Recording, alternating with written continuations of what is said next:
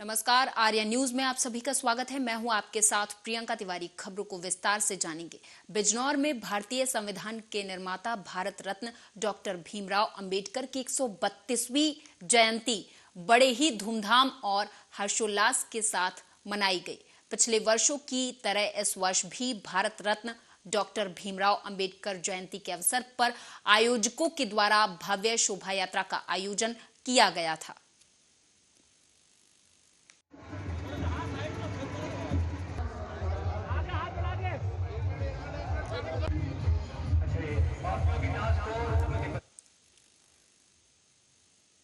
All India Muslim personal law board के अध्यक्ष हजरत मौलाना Rabe Hasani Nadvi का गुरुवार 13 अप्रैल को देहांत हो गया।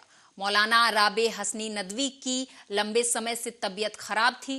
मुस्लिम पर्सनल लॉ बोर्ड के अध्यक्ष को इलाज के लिए रायबरेली से लखनऊ लाया गया था। उन्होंने लखनऊ के डॉलीगंज स्थित नदवा मदरसे में 93 वर्ष की उम्र में आखिरी सांस ली।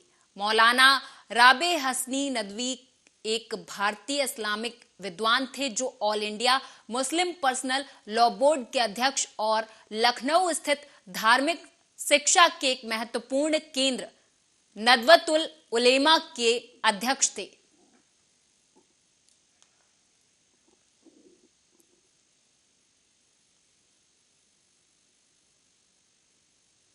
अगली खबर जनपद बिजनौर से है, जहां पर पुलिस के द्वारा अग्निशमन शाखा खिड़की में अग्निशमन सेवा स्मृति दिवस के अवसर पर फायर सर्विस के शहीद जवानों को श्रद्धांजलि अर्पित की गई। इसी दिन से प्रत्येक वर्ष 14 अप्रैल से 20 अप्रैल तक अग्निशमन सेवा सुरक्षा सप्ताह मनाया जाता है। अपर पुलिस अधीक्षक नगर निगम के द्वारा अग्निशमन सेवा सुरक्षा सप्ताह का शुभारंभ किया गया था। जहाज जिसमें रुई की गांठें, विस्फोटक एवं युद्ध उपकरण भरे हुए थे, में अचानक भयंकर रूप से आग लग गई थी। इस आग को अग्निशमन कर्मी वीरतापूर्वक बुझा रहे थे। उसी समय जहाज में अचानक विस्फोट होने के कारण 66 अग्निशमन कर्मी शहीद हो गए थे। उन जाबांज दिवंगत अग्निशमन कर्मियों को श्रद्धासुमन अर्पित करने के लिए हम प्रतिवर्ष 14 अप्रैल को अग्निशमन सेवा स्मृति दिवस के रूप में मनाते हैं। इसी दिन से प्रत्येक वर्ष 14 अप्रैल से 20 अप्रैल तक बिजनौर के छज्जूपुरा गांव के जंगल में अज्ञात शिकारियों ने जंगल में चोरी छिपे जंगली जानवरों का शिकार करने की वजह से जमीन की तह में लोहे नुमा खटका लगा दिया था, जिसमें गुलदार फंस गया। अक्सर शिकारी जंगल में खटका लगा देते हैं, जिससे आसानी से जंगली सुअर शिकारियों के जाल में फंस जाता है, लेकिन शिकारियों के खटके में जंगली सुअर नहीं फंसा इस बार, बल्कि भारी भरकम गुलदार जरूर फंसा है। हालांकि गुलदार ने शिकंजे में फंसने के बाद निकलने की काफी कोशिश की, लेकिन शिकारियों के सामने गुलदार ने भी हिम्मत हार दी।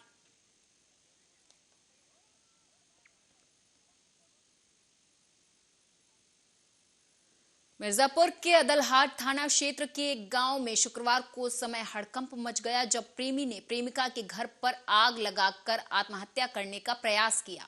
आग लगने की जानकारी मिलने पर मौके पर पहुंची अदलहाट पुलिस और अग्निशमन की टीम ने प्रेमी को बचा लिया।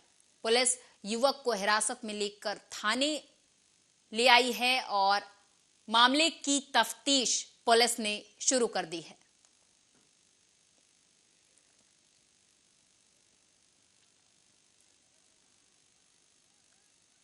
असम के दौरे पर पहुंचे पीएम मोदी ने गुवाहाटी को एम्स का तोहफा दिया है। ये अब तक का पूर्वोत्तर राज्यों का पहला एम्स है। इसके साथ ही पीएम मोदी ने जनसभा को संबोधित किया। क्या कुछ कहा, सुनाएंगे।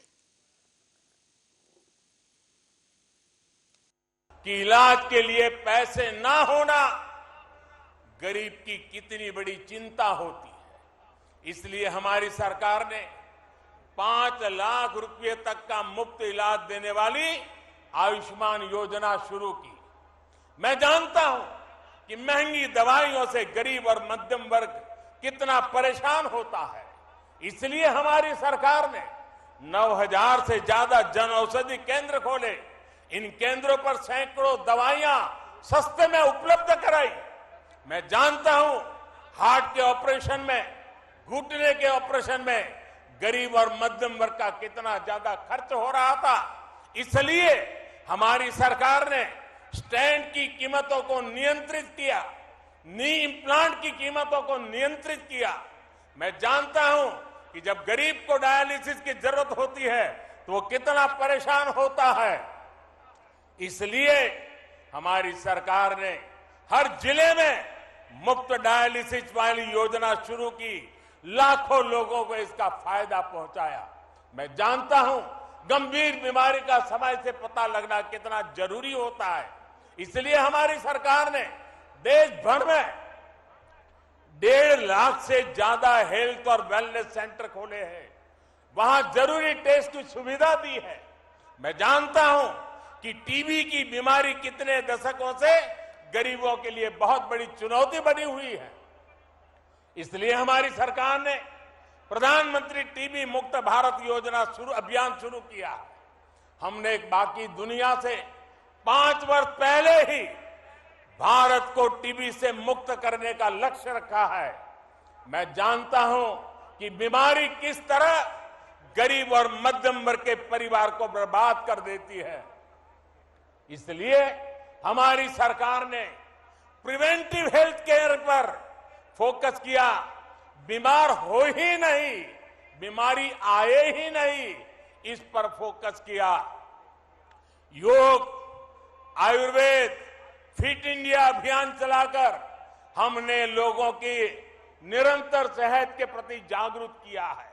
वाली हमारी सरकार ने जो योजनाएं शुरू की उसका बहुत बड़ा लाभ हमारी माताओं, बहनों को, महिलाओं की सेहत को हुआ है। स्वच्छ भारत अभियान के तहत बने करोड़ों शौचालय ने महिलाओं को बहुत सारी बीमारियों से बचाया है। उज्ज्वला योजना के तहत मिले गैस, उस गैस कनेक्शन से महिलाओं को जानलेवा धुएं से मुक्ति दिलाई है। जल जीवन मिशन के तहत हर घर जल आने से करोड़ों महिलाओं का पानी से होने वाली बीमारियों से बचाव हुआ है। मिशन इंद्रधनुष ने करोड़ों महिलाओं का मुफ्त टीकाकरण करके उन्हें गंभीर बीमारी से बचाया है। आयुष्मान भारत योजना ने महिलाओं को अस्पताल में 5 लाख रुपए तक के मुफ्त इलाज का भरोसा दिया है। प्रधानमंत्री मातृ वंदना योजना ने महिलाओं को गर्भावस्था के दौरान आर्थिक मदद दी है। राष्ट्रीय पोषण अभियान ने महिलाओं को पौष्टिक भोजन मुहैया कराने में मदद की है। जब सरकार संवेदनशील होती है, जब गरीब के प्रति सेवा की भावना होती है, तो ऐसे ही काम किया जाता है। मैं देश में कहीं भी जाता हूं, उत्तर में, दक्षिण में, नॉर्थ ईस्ट में, पिछले 9 वर्षों में हुए विकास की चर्चा करता हूं तो कुछ लोगों को बहुत परेशानी हो जाती है। ये नई बीमारी है। वो शिकायत करते हैं कि दशकों तक उन्होंने भी देश पर राज किया है, उन्हें क्रेडिट क्यों नहीं मिलता। क्रेडिट के भूखे लोगों और जनता पर राज करने की भावना ने देश का बहुत अहित किया है। अरे जनता तो जनार्दन का रूप होती है, ईश्वर का रूप होती है। पहले वाले क्रेडिट के भूखे थे, इसलिए नॉर्थ ईस्ट उन्हें दूर लगता था। एक परायेपन का भाव उन्होंने पैदा कर दिया था। हम तो सेवा भाव से, आपके सेवक होने की भावना से, समर्पण भाव से आपकी सेवा करते रहते हैं। इसलिए नॉर्थ ईस्ट हमें दूर भी नहीं लगता और अपनेपन का भाव डॉक्टर अंबेडकर जयंती के अवसर पर दिल्ली के मुख्यमंत्री अरविंद केजरीवाल ने कहा कि बाबा साहेब ने डिग्रियां ले रखी थी, विदेश में पढ़ाई कर रखी थी, सबसे ज्यादा तवज्जो उन्होंने शिक्षा को दी। अगर हम भी बच्चों को शिक्षित कर देते हैं, सब कुछ कर देते हैं, तो शिक्षा किसी भी परिवार को बदलने का पूरा काम करेगी। आप भी सुने इस दौरान दिल्ली के सीएम अरविंद केजरीवाल ने क्या कुछ कहा। बाबा साहब अंबेडकर का जन्म दिवस मनाने के लिए एकत्रित हुए हैं। भारत ने बहुत बड़े बड़े लोगों को जन्म दिया, लेकिन मैं समझता हूं कि बाबा साहब अंबेडकर शायद हमारे भारत इतिहास का सबसे बड़ा चमकता सितारा है। उनके जीवन को आप जितना पढ़ो उतना लगता है कि यार ये कैसे हो सकता है, ऐसा आदमी कैसे हो सकता है जो आदमी एक मामूली से मध्य प्रदेश के गांव में इतनी गरीबी में इतने छुआछूत से निकल के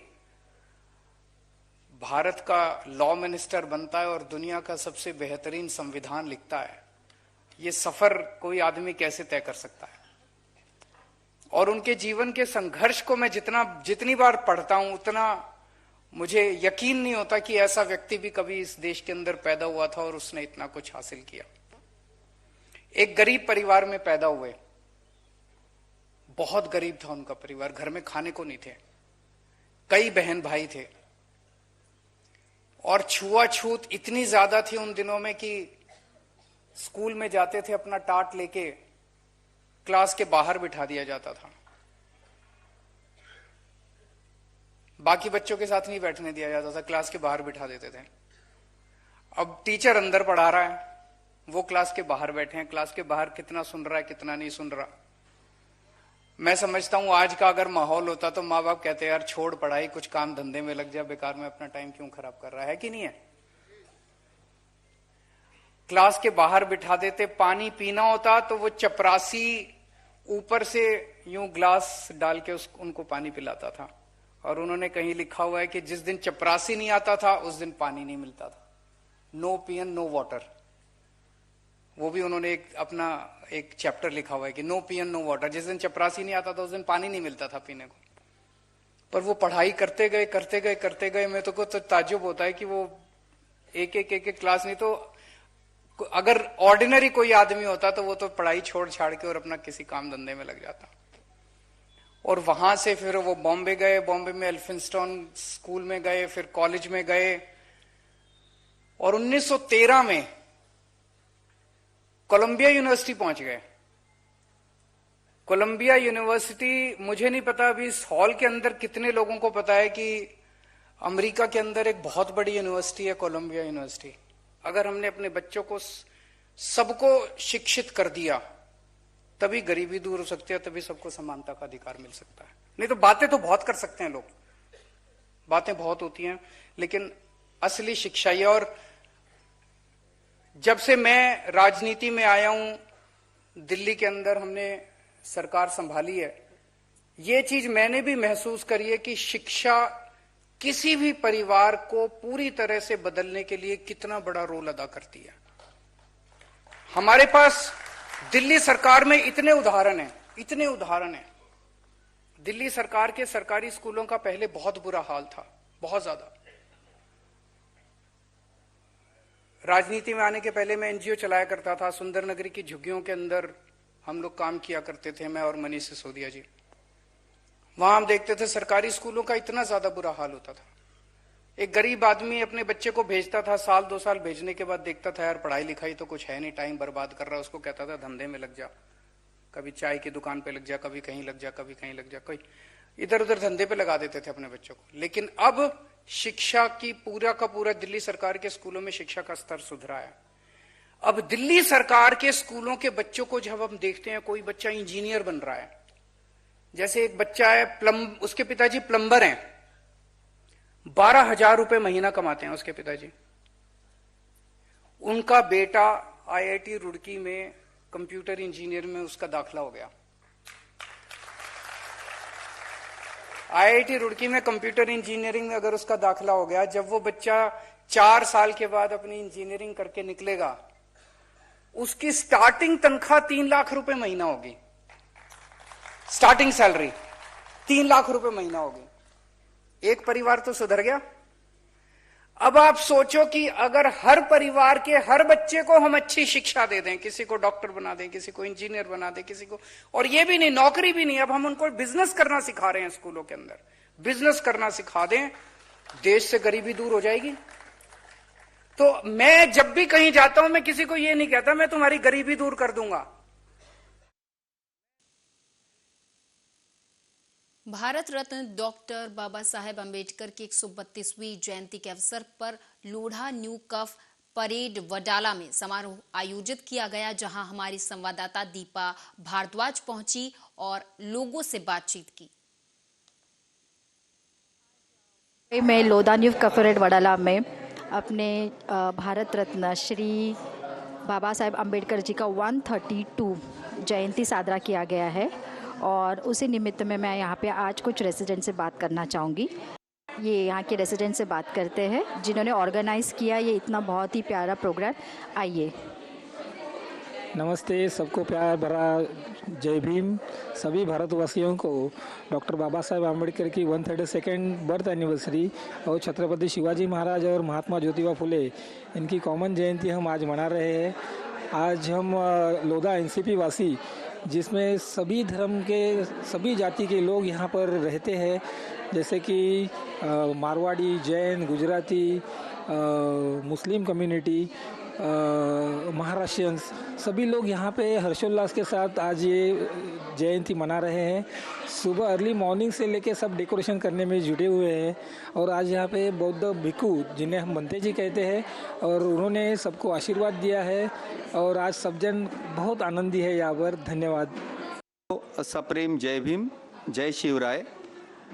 मैं डॉक्टर प्रबोध नामदेव गायकवाड़ और मेरी पत्नी डॉक्टर नेत्रा प्रबोध गायकवाड़, हम दोनों भी लोधा में न्यू कफ परेड वडाला ईस्ट के रहिवासी हैं, और आज 132वीं बाबा साहब की जयंती के अवसर पर हम लोग इकट्ठा हुए हैं, और सभी को हमने निमंत्रित किया है, और पूरी टीम ने ये समारोह हमने ये अच्छा से किया है।